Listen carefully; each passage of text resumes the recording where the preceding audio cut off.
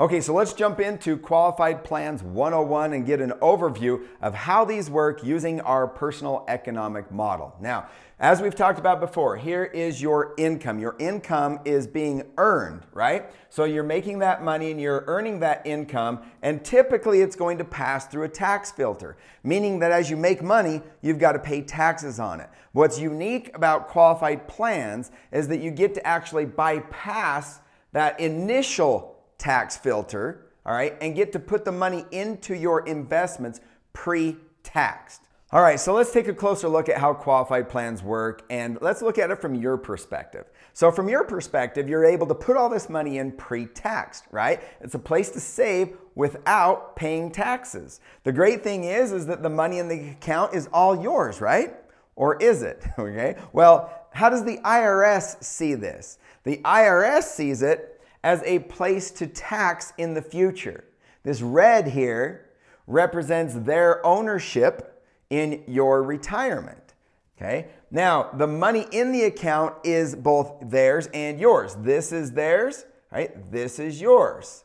The question is, how much of it is theirs and how much of it is yours? It totally depends when you actually take the money out. Okay? So, a qualified plan is going to do two things. Number one, they defer the tax and the tax calculation. Now, we like to use another word instead of defer. Instead of defer, what if we used postpone? Does that change things a little bit? They postpone the tax and the tax calculation. So if the future rates are lower, you will have more money. As you can see here, right? Your percentage would be bigger. But if the future rates are higher, you'll have less money. So if the government decides that they need more money to get out of debt or whatever the case may be, they're just going to take more. Remember, they may be a minority owner in your little retirement plan, but they have the control to take as much as they want. Now, refer to the tax module as we talk about the tax thresholds and the tax history to let you know what is possible and what could the IRS do and how much of your money could they actually take in the future. So some things to consider. First of all, a company match, that's something to consider. It's going to increase the total contributions to your account. So if you're getting this match, and now you really want to understand the match, of course, to see how much you're really getting, but if you're getting some free money from the company, right, then that is going to increase your overall balance. The other thing to consider is that the company match is taxable, but can help to offset the future liabilities. So when the company puts in some money into your qualified plan, that is also going to be taxed in the future, but that cannot offset what your overall responsibility is.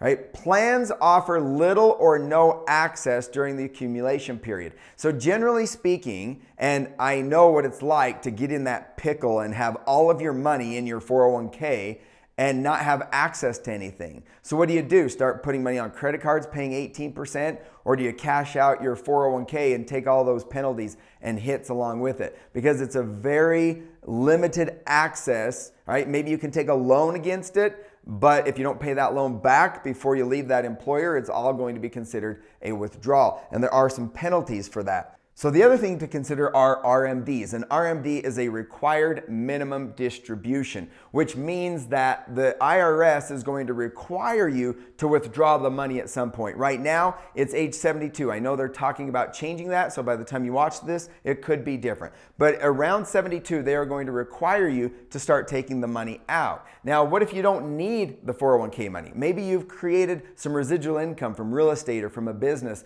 and you've wanted to leave this retirement money to your beneficiaries, like your family, your kids. Well, the government wants their percentage of that money. Remember, they're a part owner in your retirement, so they're going to require you to actually take the money out by a certain age, currently age 72. If you don't, they're going to penalize you at 50%. All right, the other thing to consider is that you're taxed at a 10% penalty on the money that you take prior to 59.5. Plus, all of that money is going to also be subject to income taxes. So now you've got income tax on a lump sum plus a 10% penalty if you take the money prior to 59.5. Now, the other thing to consider that's not really on here, but have you ever met somebody that's in their latter years, okay, maybe parents or even grandparents that have, let's say, $300,000 in a 401k or an IRA? Well, they don't consider themselves to be wealthy if all they have is $300,000, right?